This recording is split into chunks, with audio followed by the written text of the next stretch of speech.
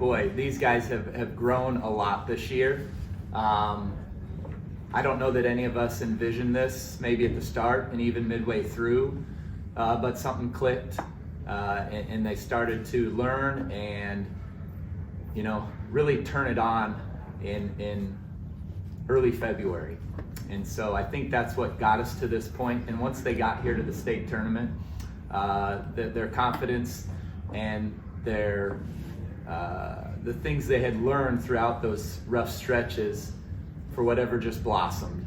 And we told them at the beginning of the year they kind of, this group had the biggest room to grow this year because of kind of some new faces and kind of a youthful team and various things like that. And we weren't sure how high they would get, but somehow they reached the top. And so it's a credit to the great kids in our program and the work that they put in, and that they're coachable, they're unselfish, they're extremely good at their roles. And that's what gave us an opportunity today. They executed their roles at a high level. We had guys make plays, make hustle plays, knock down some shots, hit free throws, finish in the paint, defend, all the things you have to do at a high level to win. It was almost a clean sheet, only 4 fouls that were called. I guess we play really good defense. Questions, Mike?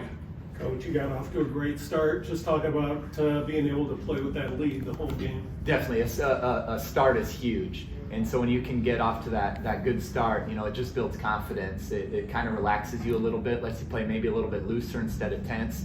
And I thought our guys did a good job of that in the first half. Kind of came out in the second half, and they started to hit shots, and they've done that. They're a very good team. They did that in their district final. They did that in their first couple games here at state. So we know they can shoot and play, and we knew they were going to make a run. Similar to our theme for the season, we just had to have a good response and keep our poise and stick to what we do. Pass. For any of the players, did you feel loose before the game with any butterflies, jitters, anything like that? I would say there's a couple jitters, yeah, but overall, just getting the first couple possessions out of the way and just get those initial jitters out, yeah.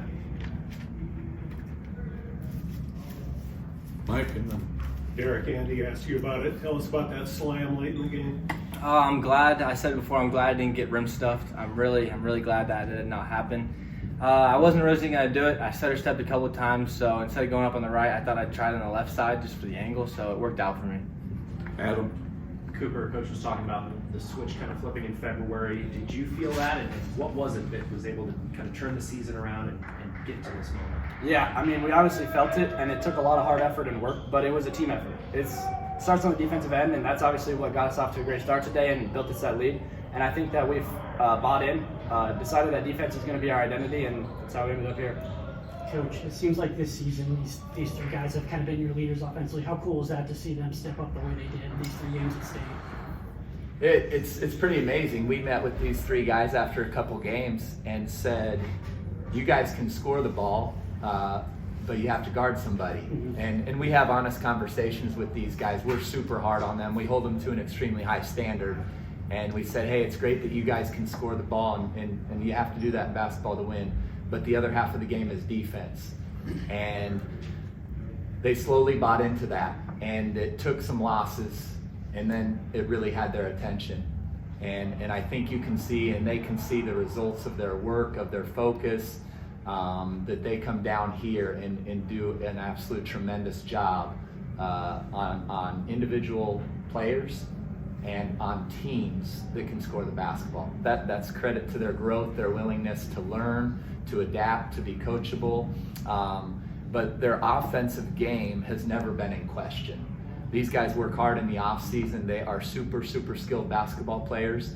When we met at the beginning of the season and talked about what we would like to do, or how good could we be, the conversation centered on defense, because they have a lot of the other things that you need in basketball. And now that they've bought in, I think they believe it. Coach, just what does this mean to bring this back for the Ashland-Greenwood community? It's awesome. I think it's just a credit to the kids in our program.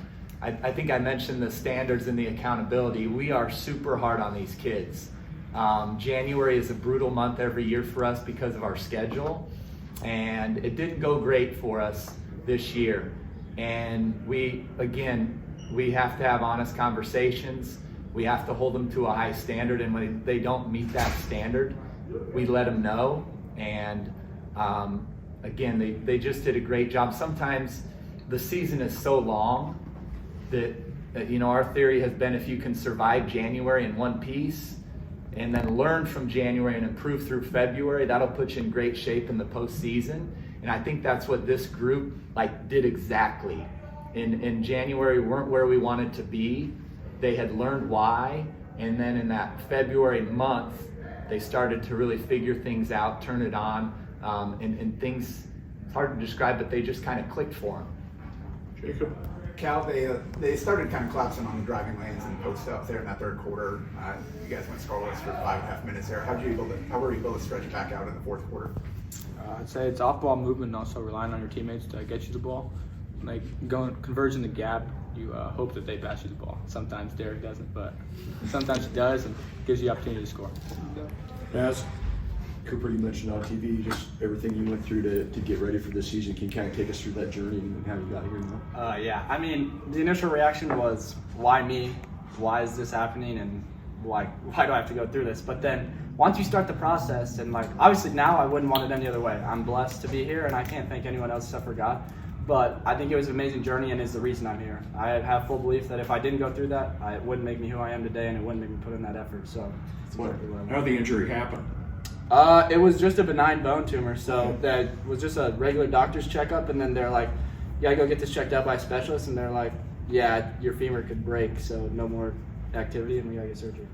Had you had any problems with your leg before or felt anything? No, they're surprised. They said, it's never hurt you before, and I said no, and I was kind of mad. I was like, why do I have to get surgery? But